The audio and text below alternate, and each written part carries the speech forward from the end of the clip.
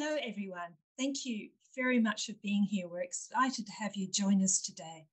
And to start today, and in keeping with the spirit of reconciliation, where TERN is currently on Wandandi Puja country, and we respectfully acknowledge the past and present traditional owners of the land on which we are webcasting today, that of the Wadindi Pilbaraman people.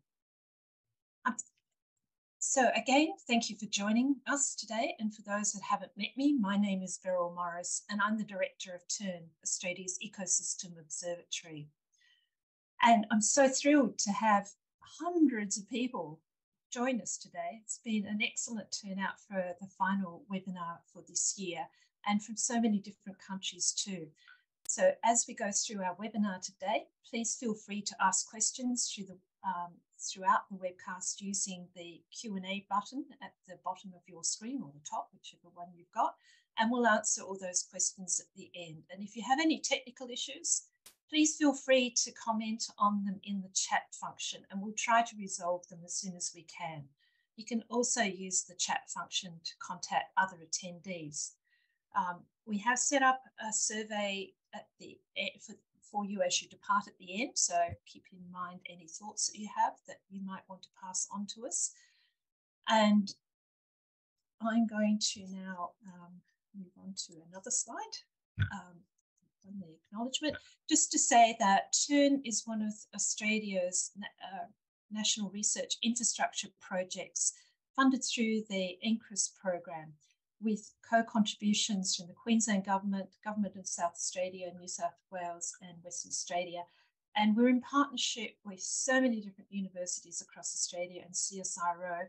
It really is a great family that is running the national research infrastructure, monitoring our environment.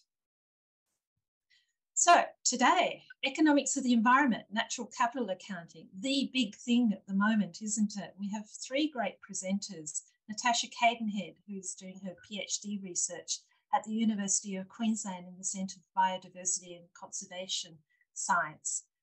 And she's going to, I'm not going to go into the bios because you have all got those somewhere in your notes from when you registered.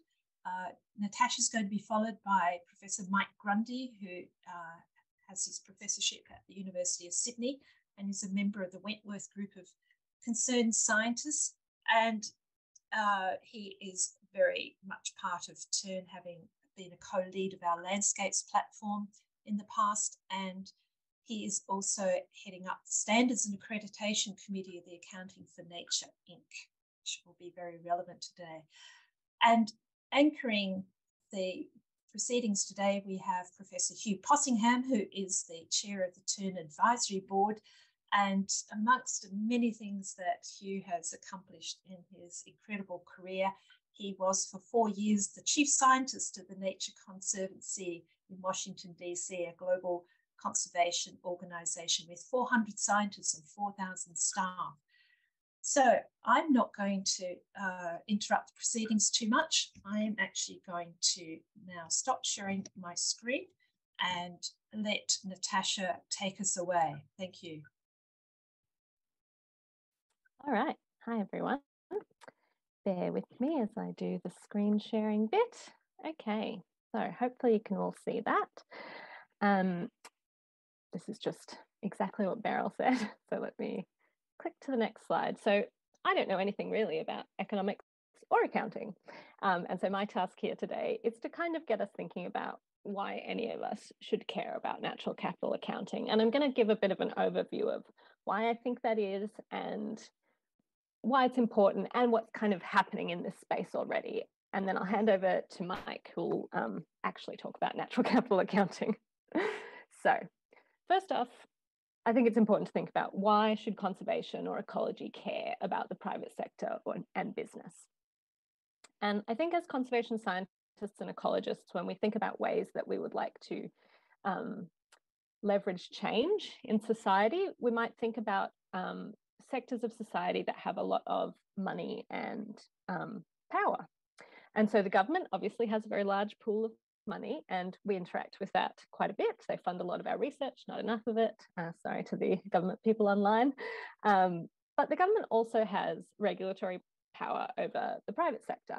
So that's basically really any private business, ag, construction, retail, development, whatever you can think of, through the policies and laws that they enact. And I think we do a pretty good job in our research of interacting with those policies and laws and finding ways to have the best outcomes for biodiversity through that leverage of that regulatory power. But when we think about where else in society might have a large pool of money, we might think of the private sector itself.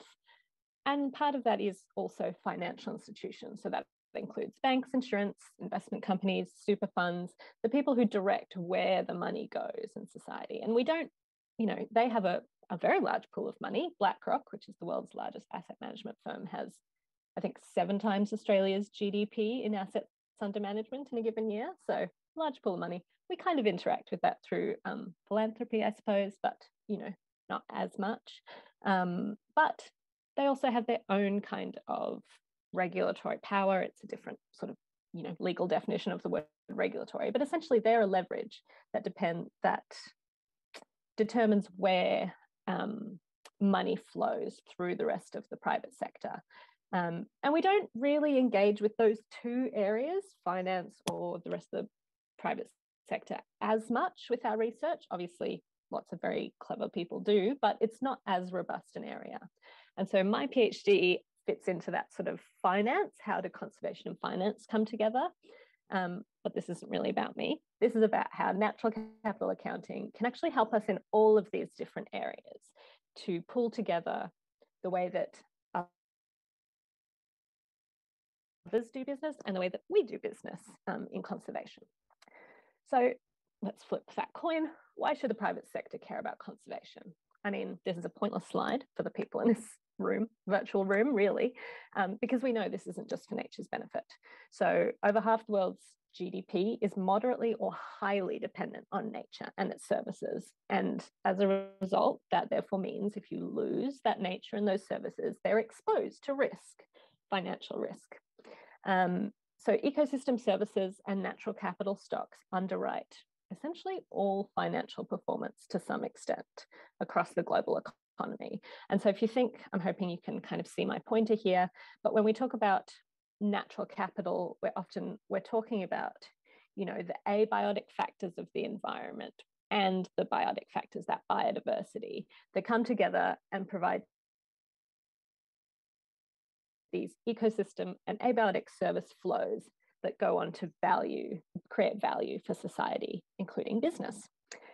So for example, something that gets used all the time, a stat, is that the loss of pollinators, so linking it to agriculture, puts up to $577 billion of annual value of crop production at risk. So obviously that would be an enormous blow to the economy, but that wouldn't really matter because it would also be a much larger humanitarian crisis, because I think something like 90% of common human foods are pollinated in some way by animals somewhere along the line. So this is relevant to business, and they are starting to be aware of it. Different sectors have caught up at different points. This is a matrix from the World Economic Forum's Global Risks to Business Landscape that they publish every year. And this is the 2020 version because now they do it as a list and I think it looks boring. So along the bottom here, we've got likelihood of a risk taking place or an event taking place on the x-axis. We've got impact of that, severity of that on the y-axis, and you can see up in the top right-hand corner, all those little diamonds are green. They're all the environmental risks, and biodiversity loss is right up there. And how we can capture those and understand them ties you back into natural capital accounting. Because if you think about and take a look at what's happening with business and biodiversity, that's kind of where things are headed. And this is sort of very aware of the fact that this can be greenwashing. The private sector is responsible for a lot of biodiversity loss thus far, but this is a slight focus on where are the good bits. So in the sort of global business and biodiversity space, in 2020, more than 100 reports were published by finance or NGOs on business and the environment, which is basically a report coming out every 4 days. And that volume hasn't really decreased much. You can see from that map where most of these reports are coming from, and it's really heavily Europe focused. We've also got a bit of work going on in Australia, and it's sort of starting to ramp up everywhere. But it also, a lot of those frameworks being developed in Europe are becoming applicable to everyone around the world.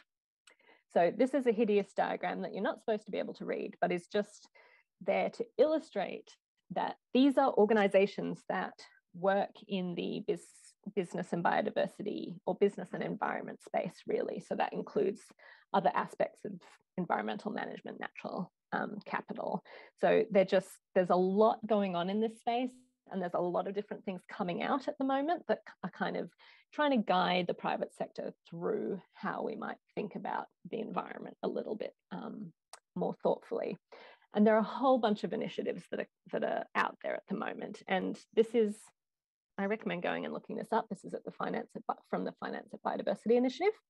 And they provide this good little diagram that shows you all along the top here, we've got different types of frameworks or tools or methodologies that are all coming out of different collections of people. There's a lot of UN stuff in here. There's the Task Force on Nature-related Financial Disclosure, which is becoming a really anticipated framework. It's being launched at the end of next year officially. We've got a lot of these also mirror climate versions of these frameworks that have come out before. So there's a TCFD for climate. There's the Science-Based Targets Network is also part of the Science-Based Targets Initiative, which puts out climate targets. And each of them do different things. They're aimed at different types of organizations and they engage with different types of things. And you can kind of start to think, well, if we need to tackle all these different things to protect the environment, you know, who's going to do what bit? And so they kind of fall into 3 major types of frameworks or streams of approaches that are out there. And they're all important and essential, basically, to getting things done. So you've kind of got your disclosure and reporting sort of approach, which provides relevant information to allow people like investors or funders to make informed decision about a business, right? There's the environmental accounting area, which incorporates natural capital accounting. Mike's going to speak to accounting for nature very soon. And then there are kind of high-level decision-making frameworks that sort of don't have specific recommendations in them, but are designed to guide you through the whole decision-making process. And that's something that ties in across a whole bunch of different disciplines. So, for example, you standard like business management have their own version of what we would call structured decision making. They call plan, do, check, act methodology. So just some very quick takeaways from this sort of overview of the whole private sector environmental interface. Obviously, haven't learned much about natural capital accounting yet, but Mike will fix that. This space is moving really quickly, and now's a great time for us to get involved. Even if you have reservations, they're going to go ahead and do this stuff anyway. So we need to think about where we want to sit in this space. We don't really have the time it's taken for them to pick up climate change and mainstream it. You know, most of them are still grappling with it now. And they're really in the first stages of taking this on. So it's a good opportunity to get in there and have impact, I think. It's really important to bring scientific rigor and biodiversity expertise to the process because they're going to go ahead with this anyway. So with that, I'm going to hand over to Mike to run you through some more specific information about how this gets done. So thank you. Over to you. Thank you, Natasha. And that is a very good introduction for what I'm about to do. And I'm just looking to share my screen. So as Natasha said, I'm going to talk to you about a working example of natural accounting. We call it accounting for nature. these are, of course, not particularly new ideas, but we're probably making more progress towards understanding it. And certainly in terms of having something that's working, accounting for nature is an example of that. The pictures you see in front of you, I took in the late 80s. These two shots are about 30 odd kilometres away from each other, but they're a world away in terms of resilience to disturbance. The one on the right, the farmer that owned that place used to do what I call recreational and adventurous ploughing. He ploughed down the slope and then to rehabilitate that pasture. The pasture rehabilitated almost straight away because of the climate, and you had complete coverage, and that landscape still looks the same as it does. The one on the left, there was no ploughing of any sort. A track was put in, but the vulnerability of that system is such that that's what it now looks like. And that landscape continues to deteriorate. At about that time, or a little bit after that, we were starting to try and urge environmental accounting or ideas about environmental accounting through the Queensland government at the time. And the Director General said to me, why do you people make it so complex? How can we deal with something that looks like that? When somebody who wants to build a road comes to me, they tell me that 10 people died on that section in the last 5 years, and we hand over $1 billion and the road is built. Can't you give me something like a roadkill indicator? So why does it have to be that hard? Some time after that, by about 2010, the Wentworth Group of concerned scientists decided that they would try and get to the core of this problem and to look for simplicity so that we could do something that really worked. So what are the key things then that we need to know to do environmental accounting? We need to know what are our key assets. We need to know what then indicates to us the nature of the condition of those assets. What is the reference condition? What's the benchmark? Where does it start? How are we currently standing against the benchmark for each of those? And then, of course, the things that we really need to know. What is the trend? And what is the trajectory? Where are we heading? So the Wentworth Group started with those questions and then focused on that key issue. How far are we from benchmarks for our environmental assets? And what is the trend? And that then enabled a clear focus, which avoided some of the complexities that had slowed us down prior to that in terms of getting something up. Okay, so they went through a process of developing this and testing it through 11 natural resource management bodies across the country. And the NRM bodies were a good place for us to start because they'd actually ask these sorts of questions. They ask, what are our assets? Who cares about that of those assets and who will act? And that's the number one thing that you need to do as you start the accounting for nature process. It starts with the people that cares about them. They then choose the key assets, describe them clearly, and have ambitions for the management of those assets. Then this is where the simplicity comes. Across those assets, for each asset, develop and accredit a method that, for a given level of confidence, does three important things. It defines and characterizes a benchmark. Now, commonly, that benchmark is nominally a pre-European condition of the asset, but not always.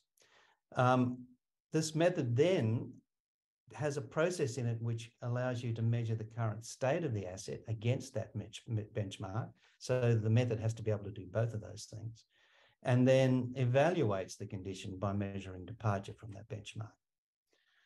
The benchmark is set at 100.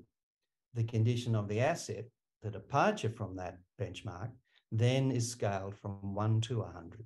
So it has a value, it's dimensionless, it has the value between 1 and 100, and that's referred to as an econd. Each asset or asset component has an econd that can be compared, and they then are transparently combined to give an overall econd. So you can have an econ for each asset, and you can have an econ for an area where the assets are combined.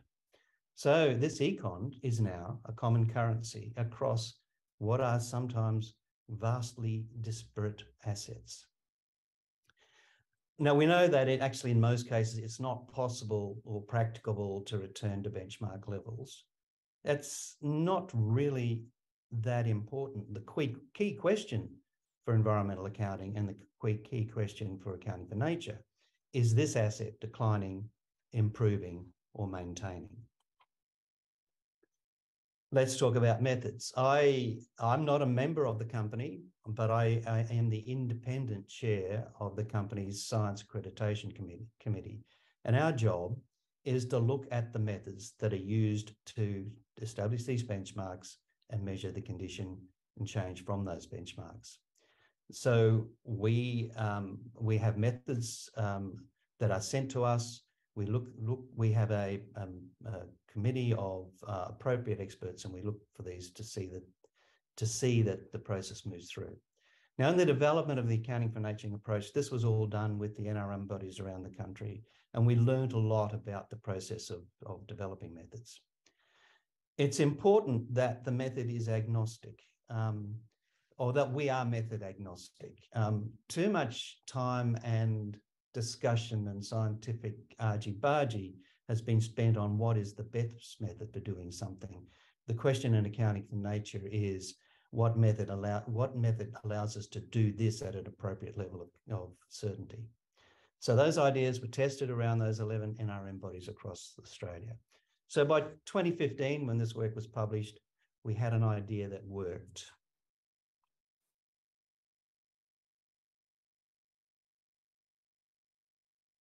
We had an idea that worked, and we had an accounting approach that works across scales But for it to become something that was going to be used in practice and seriously to account for nature across landscapes across countries and indeed globally, we needed something that was not an idea anymore, but a standard and a system for ongoing accounting.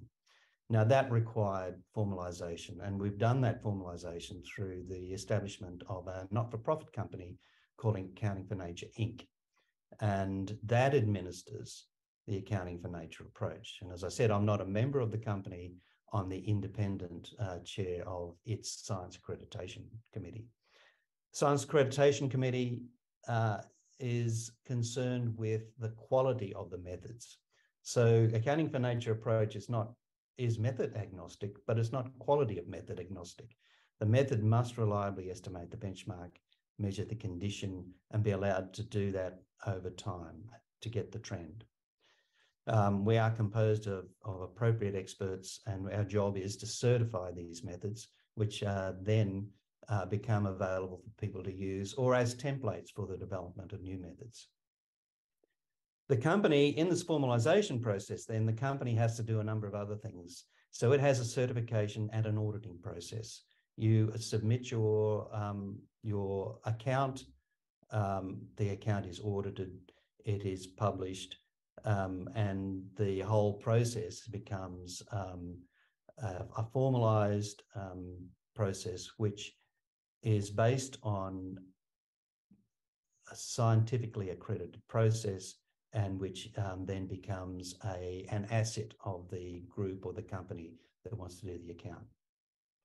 In the process of doing this as well, the company's had to develop a series of guidance documents, because as this has become more and more used, we're beginning to realise that there's a whole range of issues and approaches and understandings that people need help with.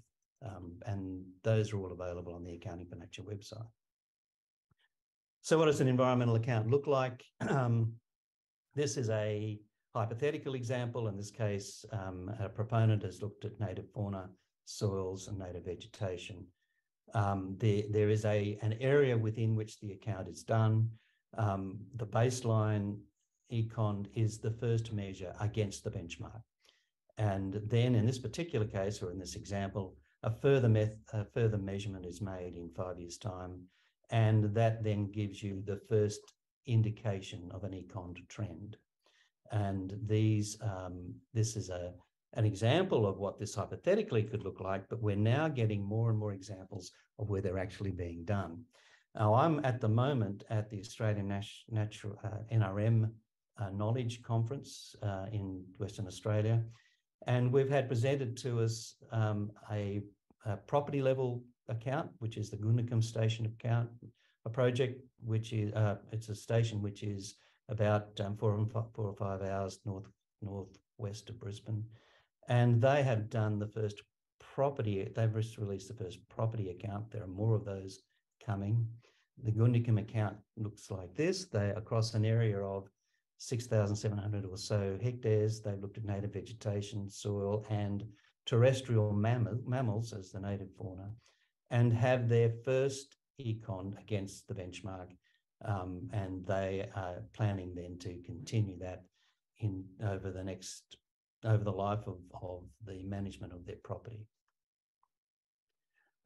It's probably worth noting too that Gundikum sits within a large natural resource management body called the Burnett Merry, and they are about to release their account. They've just finished their account for the whole of that region. They're about to release that account, and this is an example of the way in which accounting for nature can be used at really quite local scales to regional scales, and we're already looking at state level scales as well.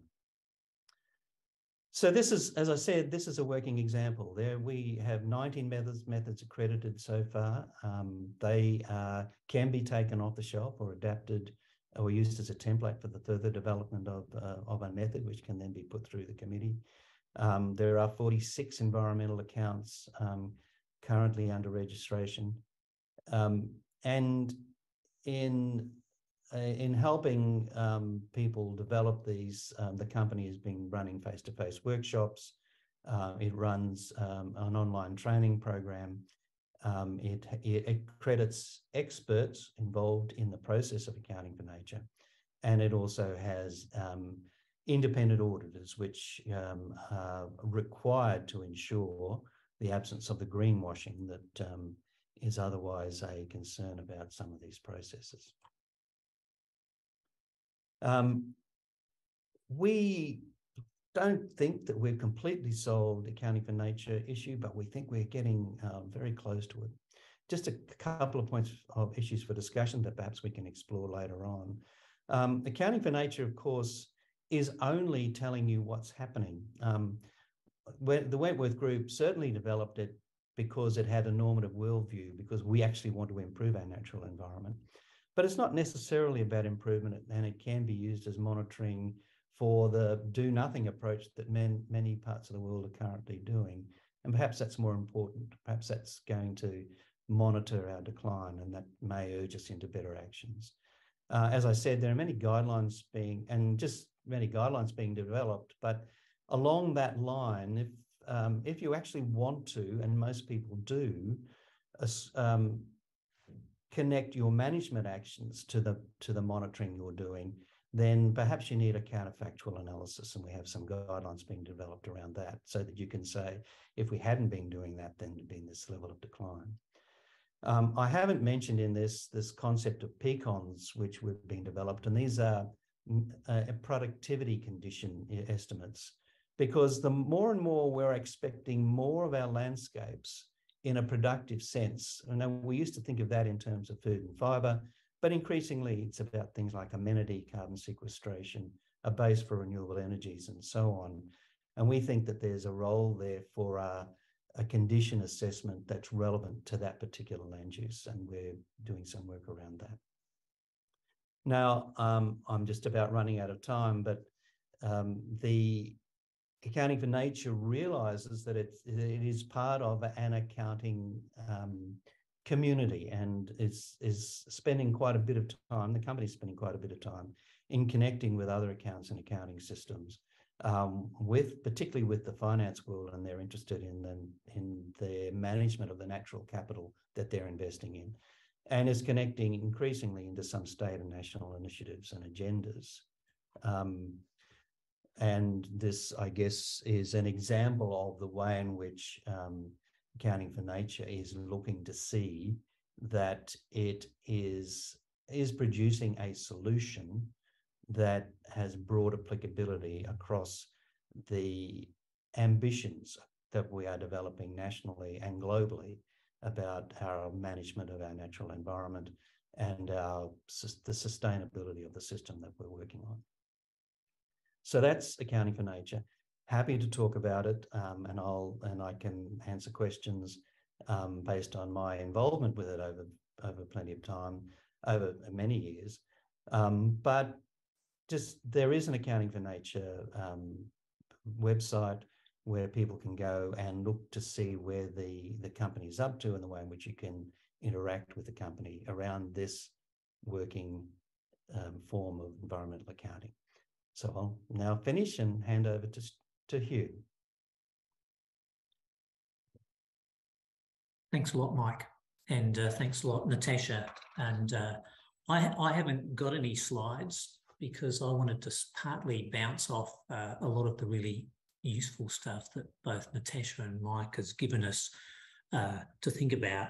And I'm going to more or less illustrate some of their issues with examples, and many examples about natural capital accounting and using natural capital accounting in practice that I got from working as the Chief Scientist of the Nature Conservancy over 4 years, and more recently as Queensland Chief Scientist, and other experiences. So let me sort of dive into the examples and use the examples to make some of my points. I mean, in some senses, these issues have been around for a while, and indeed there is a centre called NatCap that Professor Gretchen Daly out of Stanford started 20 years ago. It was actually funded by the Nature Conservancy and World Wildlife Fund. And that organisation did a lot of science, a lot of thinking around how do we quantify the benefits of ecosystem services and various forms of natural capital. And in some senses, that's already well and truly embedded in a lot of organisations' operations, although it could go further. Let me give you an example. Some of the early work around natural capital was if we kept catchments in good conditions, then in fact, we would make a lot of more, our water utilities and water managers around big cities would do a lot better because nutrients aren't going into the water and sediment aren't going into the dams and messing them up. And we're spending more money fixing them up. Why don't we just pay the land managers of the catchments to fix up their land management? And that's happening. That's happening at scale. The Nature Conservancy calls that a water fund. There's 30 or 40 around the world, but there's more and more emerging every year. And effectively, it relies on you measuring how much sediments and nutrients are coming out of the management of the catchment. And then the governments or the water utilities, the people who manage the water for the city, then pay for the ecosystem service to clean up those issues. So there's a lot of accounting there because there's a lot of accounting about how changed practices will improve soil and water, nutrients and sediments going into the water. And then the payments go, and it's actually, interestingly, a win-win outcome.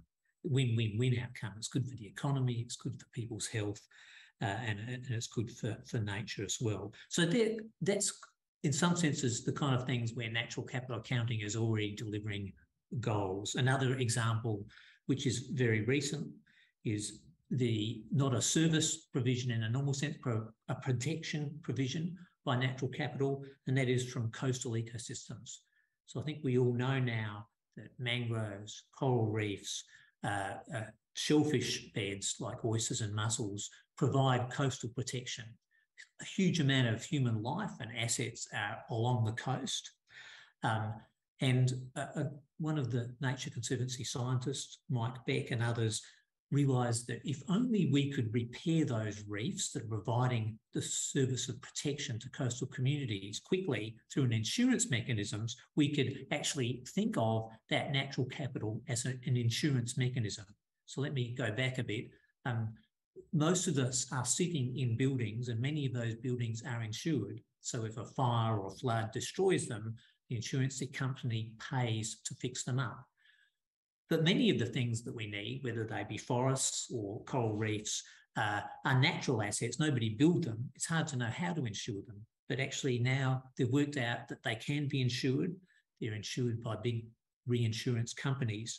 And for example, along the coast of Mexico, the local government and the hotels and the tourist operators have ensured those coral reefs such that if a big enough storm cyclone comes through, those coral reefs will be rebuilt as rapidly as possible, not always perfectly, but as rapidly as possible, so that they provide those protection assets. And that again all relies on the fact that we can turn those natural capital assets, those natural infrastructural assets, into a protection service which can be turned into money. Now, that's all very well, but that doesn't actually work for many of the pieces of nature that can't easily be turned into money. Natasha mentioned one, which is pollination services, but many of our natural assets, it's very hard to work out how they actually are generating income and who should be insuring them. So these things that I've just talked about will only work under a specific set of circumstances. So the other mechanism that a lot of countries around the world are now using is environmental offsetting. So they're saying that if you destroy an asset, we need to be able to measure that asset to a certain level. There's an annoying beeping going on. Measure that asset to a certain level. So you must repair that to the same amount. Again, it relies on very good, accurate environmental accounts. So if we clear habitat, for example, for infrastructure like a road or a coal mine, or more and more now, wind farms and solar panels, if we destroy nature, how do we offset that? Now, that actually is a much more difficult problem because we're destroying biodiversity to a certain extent. How do you measure that? Biodiversity, the planet is 8 million species. How do we do that? In any one site, there are going to be thousands of invertebrates of unknown number. So how do you offset them? Usually what we do in the offsetting world is turn that into habitat condition, which underpins a lot of what Accounting for Nature does. And we use those mechanisms to force the companies to restore those ecosystems in other places to the same level. So the balance sheet is even on a natural ecosystem, natural capital perspective. Now, biodiversity offsettings is incredibly controversial. I say that as the chair of the Queensland Biodiversity Offsets Committee. There are many examples of it not working, but it is probably better than doing nothing at all. So once you've gone through the mitigation hierarchy of avoiding and other things, the final step is if there's no other way of widening this road other than to destroy some important habitat for koalas and other things, we'll have to do the offsetting. We haven't got it right, but it's another example of how creating simple accounts of natural ecosystems is very, very important as a mechanism to deliver better outcomes. And then I suppose the final thing, which I suppose is a broad mechanism, and this isn't a comprehensive set of mechanisms, as Natasha went through, is more and more organisations are saying they will be net positive. So they're not just saying we're going to offset, we're actually going to be net positive in all our activities. It's related to offsetting, it's a voluntary activity. And for example, I was giving a talk for Oxford University recently over the internet, and the Vice-Chancellor of Oxford University, that's some small university in the United Kingdom somewhere, they have promised to be nature positive by, I think, 2030. They've worked out and calculated, and Joe Ball, who's one of our colleagues, has done these analyses, what is the impact of all of Oxford University's activities on all of biodiversity, and how can they be nature positive through reducing those impacts and an enormous amount of offsetting mechanisms. The Norwegian Sovereign Wealth Fund, who I met, that was a great privilege to meet the Norwegian Sovereign Wealth Fund. They are a fund, the biggest wealth fund in the world, over $2 trillion. They are talking about making sure not only are all their investments in companies and infrastructure and development going to be carbon neutral or carbon positive, but they are going to be nature positive. So now you think about it, this is quite a challenge. I mean, being carbon positive is one thing. It's a molecule, CO2, and there's other things like nitrous oxide and methane, but it's not a particularly complicated thing. Biodiversity is 8 million species, thousands of ecosystems, and all these complicated services. So the accounting task is very, very challenging. And I think for a long time, we thought it was dauntingly impossible. Now, Mike's gone through an example of how Accounting for Nature is trying to simplify these things, create a metric from 0 to 100 that is a credible, verified metric. Now, there's more and more good examples of that happening. Let me first say that in this game, perfect is probably the enemy of the good. So in all these processes, whether it's offsetting or accounting for nature, a smart ecologist can look at these accounts, let's say the quality and condition of vegetation, which is somebody goes into a block of vegetation, measures a few things and comes out and gives it a score from 0 to 100, 100 being fabulous and 0 being a car park. Many ecologists will look at that score and say, you've taken 10 or 20 attributes and you've amalgamated them all with arbitrary weightings into a single number. Well, we have to do that. There's no other way of progressing the accounts unless we come up with a simplification. That single number is intended to reflect the habitat quality for nature from that vegetation in terms of its condition and quality. Now, we could argue forever as ecologists how these methods are wrong. For example, Australia has at least 3 methods, if not more, of creating a condition for vegetation quality. They're all actually fairly similar. We've reinvented the wheels many times. Other countries are inventing those wheels. We have a reference condition, as Mike said. Are they perfect? No.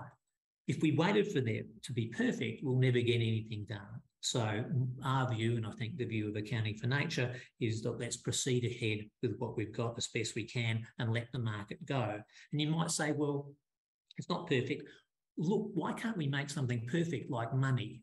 Money is something we use to account for how businesses are going. GDP, unemployment rates. There's all these accounts that countries have, mainly money accounts, and they're perfect, aren't they? They're wonderful. They all work. Well, they're not wonderful and they're not perfect. Money is not, in fact, fungible in time and space. And I'll give you an example of that. A long, long time ago, I was in Egypt.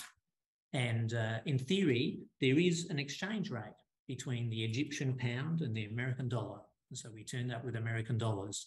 And at that point in time, you could for $1 American, I think you could get 5 or 6 Egyptian pounds. That's if you went to a bank.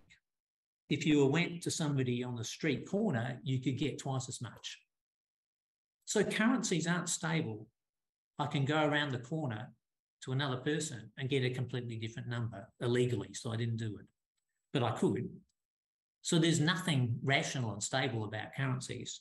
And furthermore, the Egyptian pound to the Australian dollar has gone to the American dollar has gone now in the last 10 years from 16 cents to 4 cents. So that currency itself, we all think of money as this wonderful thing, its value has gone down to a quarter of its former value, that particular currency. So there's nothing even stable about it through time. So if we think we need to create something perfect like money, money is not very perfect. It changes in time and space enormously. So I think that one of the key messages for this is to get ahead and do these things. And the marketplace, in some senses, will sort out a lot of those issues. Now, one of the things as formerly a government employee was how much should the government be involved in creating these markets? So at the moment, the Australian government wants to create biodiversity markets, much as has created carbon markets. The Queensland government have started a biodiversity market, effectively, the Land Restoration Fund, or it's a carbon market with a biodiversity top-up situation. To some extent, it's good that the governments are pushing these issues, but also one has to be very careful, and gets to some of Mike's points, and we should all be very thoughtful about that. Governments should set up the rules about trading, the rules about how you move finances around and audit things and account for things. Auditing and accounting, all those rules can be set up and controlled by legal systems. But should the government be also a player in a game where it partly sets the rules? Should the government be an investor and a player in a system where they partly set the rules? Well, it would have to be two very different parts of the government. And this is another area where I think Accounting for Nature and other organisations are stepping up, and they're helping to provide these auditing and these accounting mechanisms that are somewhat independent of government and therefore can't be manipulated and changed by government. Maybe just to end in a couple of final points. As I say, there is, in some senses, a lot of antipathy to this idea of natural capital, because many people immediately lead to this idea that we're going to commodify nature and turn it into money. Well, in a few cases we are, but in many cases we're not interested in turning nature into money. Most of nature cannot be turned into money. You can still have natural capital accounts for everything, as many things as you can, and yet they can be useful to deliver conservation outcomes, but they don't have to be turned into money. And that's one of the most important things I want to say, because many people fear that we're just going to commodify everything into money. And the final thing I want to say before we open up for questions is I'm just here at Queensland University of Technology, where I opened a conference about acoustic monitoring. The one thing we also need to think about is if you're going to have accounts for nature and you do it by sending people into the field, one thing you've got to worry about is who fundamentally verifies those accounts. So I urge you all to think about in the future, field-based, human-delivered environmental accounts will eventually need to be replaced by mechanical, verifiable environmental accounts. So that is data that comes from satellites, data that comes from wildlife cameras, data that comes from acoustic monitoring. So this is partly the future. Many of those systems are not there yet, but obviously if somebody has a property like Gudicum and they want to say that they have this amount of wildlife through cameras and acoustic monitoring, and they have this vegetation cover, the more that those things can be independently derived from a machine and the data can be put in a place which anybody can look at and say, yes, I can reanalyze that and get the same numbers, that's much better, because this is all to do with the transparency and the auditing of environmental accounts and actually stops greenwashing and stops scams in those places. I don't think anybody's intending to do those things, but I think ultimately the verification of environmental accounts is going to be incredibly important. So, I mean, really, I think my message is simple. Let's try it. Let's see how it goes. When they first invented GDP as a metric, in fact, there were 6 versions, and now we ended up with 1. So until we actually push ahead and try a whole series of mechanisms, and we end up with a series of metrics as Mike's been talking about, the market will sort it out, I hope, and practices will sort it out, and we'll come up with something that is extremely useful. And I think, as the Nature Conservancy always said, the amount of money we get from philanthropy and governments is 1/10 of what we need to solve the biodiversity and climate crisis. 1/10. So we have to go to the private sector. That's exactly what Natasha said, to solve the environmental problems in the world. Governments and philanthropy cannot do all the work on their own. And with that, I will hand back to Beryl. That's incredible. Thank you so much, Hugh and Mike and Natasha. And we've stimulated a large number of questions in the Q&A, and I noticed that there are also a lot of comments going amongst the community in the chat section, and they seem to be getting self-answered as they go. And Hugh, listening to you, I think you actually addressed a good number of the questions that are in the Q&A. For instance, when you were talking about commodifying, that I think that addresses to some extent the statutory civil financial penalties for value of a variety of rare species, etc., that David Peacock talks about. And then our next couple of questions, I think, Mike, do you think that we have addressed whether econ scores across multiple taxa sort of being taken into account when most scores rely on vegetation as a surrogate for everything? Do you want to comment on that one? Yes, obviously, I rushed through some of the important stuff. Because it's exactly what Accounting for Nature doesn't do. The methods actually have to build up from measurement of the actual components of the ecosystem. So we don't start with econs, we end with econs. So for each of the taxa or each of the elements of the ecosystem that you're interested in, you actually have to use the best, well, an appropriate rigorous method to do that, and then that information is kept and measured. Econ comes in when we try and get a value so that we can combine and compare across those things. So for each of those, we have the reference condition, we have the departure from the reference condition, and that allows us to compare conditions. So that's the common currency and the dimensionless element of it. But you can always go back, and you should always be able to go back the individual measurement of the particular parts of the environment that you're interested in. So that part is there. I think there was another question about are these are we being as rigorous with our methods and standards as in the carbon space? Well, I've been involved in both of those. We're at least that rigorous. We're using the same methods, and the methods are really based on the same background of science in it, where we're expecting that the methods that come up to us are based in published and reputable methods, and there are good reasons why they get used. And we can look at that in more detail given more time. I guess the exception is, the exciting thing is when we have a method presented to us which is new and novel, and this comes back to some of the things that Hugh was talking about. An example recently was the use of eDNA for fauna in streams, and which historically is a really tough thing to measure, and eDNA seems to be a breakthrough. But it's a new methodology in this process. So we spent quite a lot of time working our way through until we were comfortable that the method was able to deliver what accounting for nature means. So that's an example of what we're talking about. There was another question, I think, from Brendan on hierarchies. Again, that comes back to the knowledge of the ecosystem, the nature of the ecosystem you're dealing with. So hierarchies are used where it's compatible with our understanding about how ecosystems are used, and that becomes then part of the method. So those things are looked at in the process of developing, certifying, and using a method. That's probably enough from me for the moment, Beryl. I'll let thanks for that, Mike. I actually want to draw upon Natasha and Hugh, because Liz Pride sets off a nice question about long-term funding,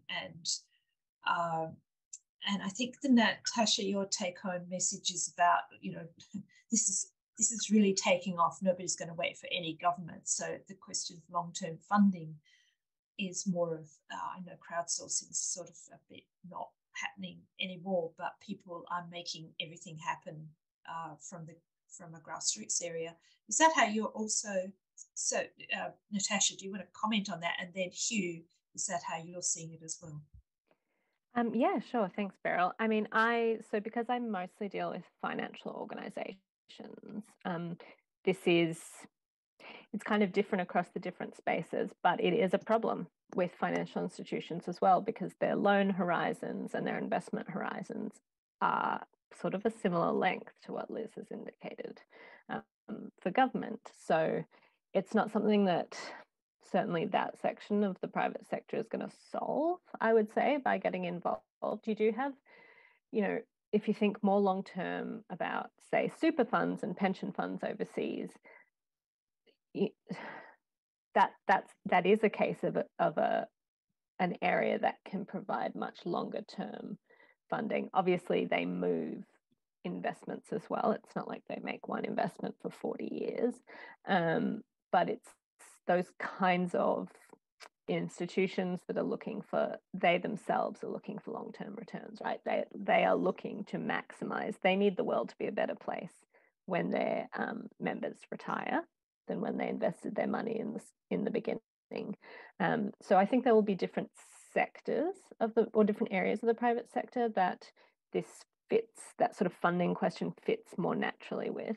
And then there will be other areas where we kind of run into the same problems we do with government funding cycles, where time horizons just really don't match up with biodiversity outcomes.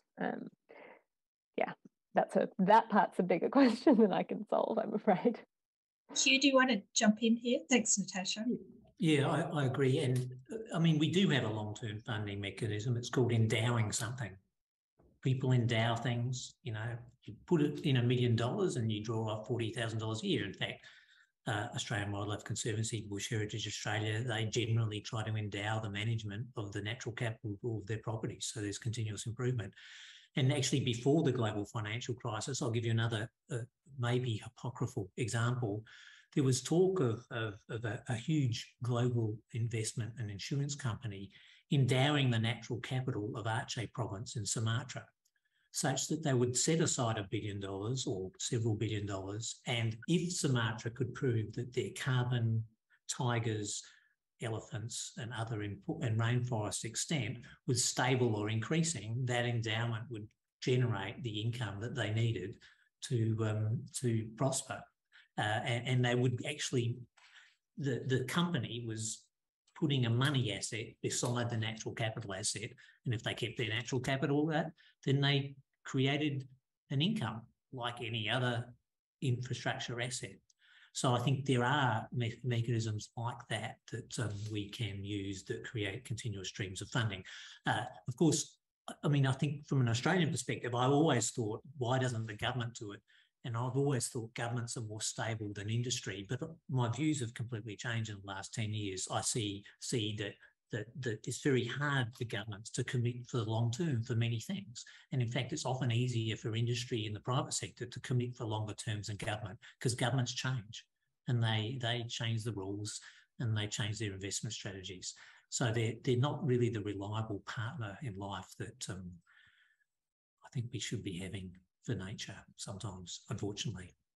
Thanks to you. I just want to tell everyone that's putting in questions, keep putting them in. We aren't going to get to all of them in this session, but we will try to follow up because we've got a copy of all the questions. But quite a few of the questions and comments relate to trust. There's either a lack of trust in a mechanised version here that you talked about doing that. There's a lack of trust in government being controlled, lack of trust in private industry who might not call upon the researchers to set good objective methods, etc.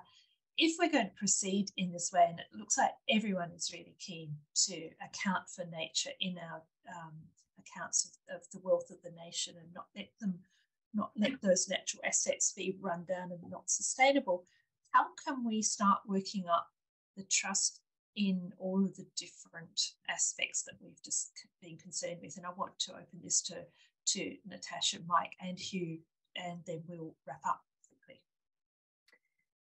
Sure, I might just speak to that very quickly. I think so. I've actually just finished up a 3-month secondment at an Australian bank as part of my PhD process, and that was an excellent learning experience. But through that and some of the other research I've been doing, mostly the other research, it's really become clear that there is a capability gap within these organizations. They are not used to talking to, or more importantly, hiring scientists. And I don't think that's going to be the fix-it solution. But considering we have, you know, as a PhD student, I'm constantly being told there's not enough jobs in academia. And I firmly believe that despite how it sometimes feels, leaving academia is not a failure. I think we need more integration between science and the private sector.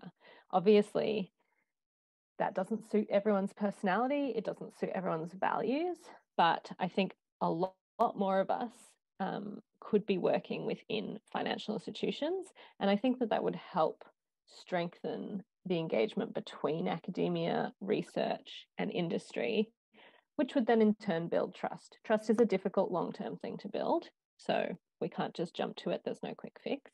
But I think really like a better integration, a better understanding of how our goals are different to their goals, how our timelines and ways of working are different to their timelines and ways of working, would be a really big step forward. Thanks. So yeah. Thanks, Natasha. Good answer. Mike, quickly. With your microphone. Part of the answer, of course, is to embed what you're doing in transparent processes, and the transparent processes run back from the methods you use, the science it's based on, the data it's based on, the way in which you publish what comes out, and you publish the results, whether or not you like them. I mean, that's the other thing that tends to happen.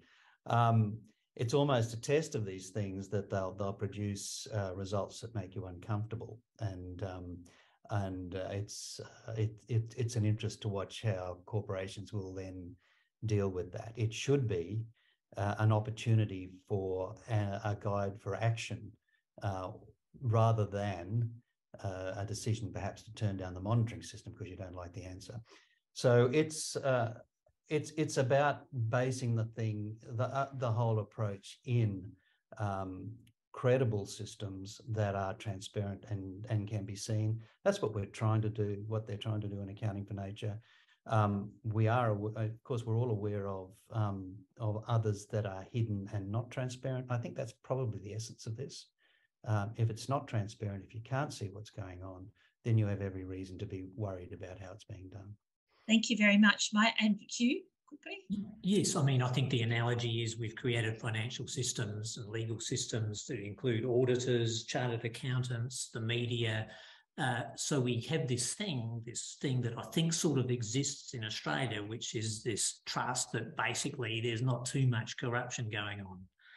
It doesn't actually happen necessarily across all countries, but we have built these mechanisms to create society to function. So the rules and the systems are, and it's quite complicated, multiple levels of parliament and a whole series of verification tools. So I think we can just borrow those mechanisms from the finance sector and other sectors and build them. And I think, you know, you should always be thinking in this place. I always think, you know, separation of church and state. You know, you need the separate pillars of society completely independent of each other. That's what we have to watch. That's what we have to watch. The pillars of this process, the judiciary, the media, the lawmakers and the public servants, they all need to be independent arms of society. So there's checks and balances. Thank you, Hugh, and thank you, panellists, for presenting today. Thank you everyone for joining us today, and we will be continuing our webinar series next year. Here are some of the previews of what we've got coming up for you. If you have any questions, contact TERN directly, visit our website or email TERN, and we will be sending out a link to the recording because I myself want to listen to it at least 10 times and revisit all the questions that have been there. We will be following up with people that didn't get an answer. So thank you, everyone. We'll see you again next year.